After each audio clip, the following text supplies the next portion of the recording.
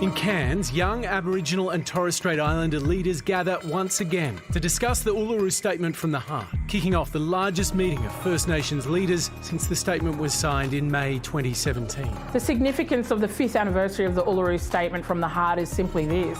It's time. The time is now. It's been 10 reports, 7 processes, 5 years since Uluru. It's time to call the referendum. The statement calls for Aboriginal tribes to be acknowledged as the first sovereign nations of Australia. Accepting that sovereignty was never ceded, it seeks a commission to forge treaties between governments and First Nations and constitutional backing for an Aboriginal voice to Parliament.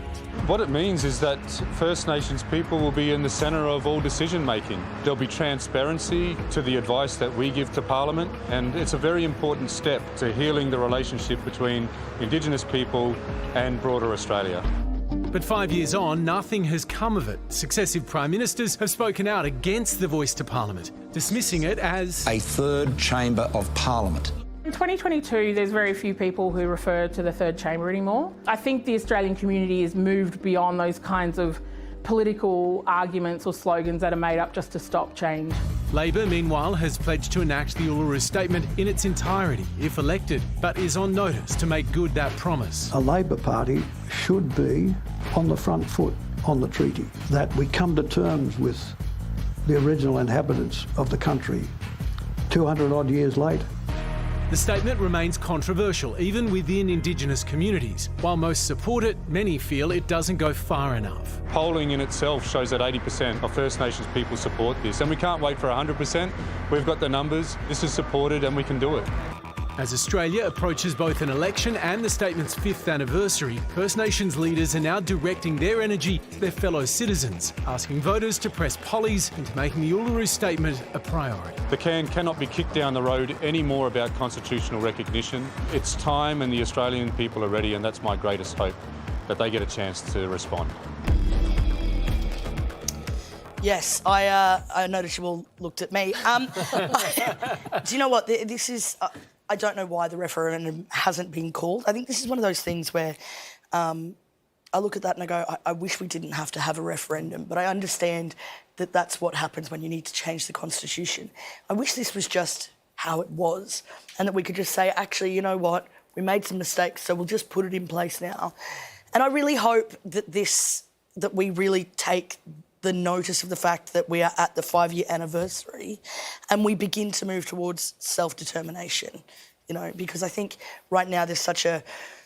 We've been living through paternalistic policies that completely make us invisible as Indigenous people, and over again, even in the process of this, First Nations people are being told and what to do, and decisions are being made by people who don't represent them, which makes it hard for somebody like me to sit on the desk with you guys tonight and be very wary about whether I'm being the right kind of representation.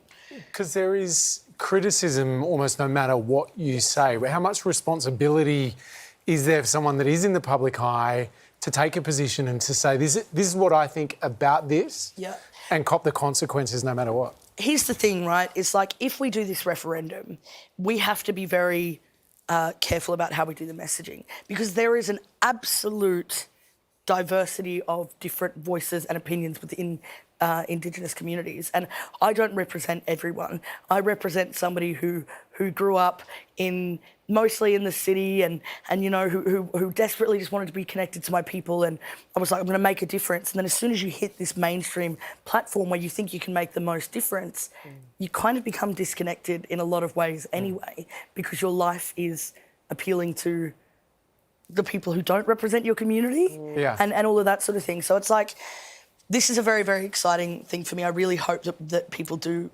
take heed of this. I really hope that if the election, if Labor gets in, that they do actually enact it. And then, you know, if Liberal do too, well, I hope they do too, you know. Hey, I want to know what you think about this, though, because there was such hope and optimism in the Uluru Statement. Like, when you sit and read it, it's kind of hard not to be moved by the core messages, no matter what you think about a referendum or a constitutional change or whatever. I wonder what it is like as Indigenous and Australian to see the politicians actually kick the can down the road and not... It was like this hand was held out. Yeah. Well, it's like, okay, it's enough is enough. Like, honestly, enough is enough. And I'm of the belief that we are now at the point where the broader Australia needs to take responsibility for moving things forward. Like, I believe that it shouldn't be on the backs of blackfellas in this country to say, guys, please help us. At some point, allies. it needs to be not just allies, but actively championing. This should be a question on for the election. That's just how I feel about it. I'm really glad that this has happened, because this does need to people need to bear this in mind when it comes to the next election.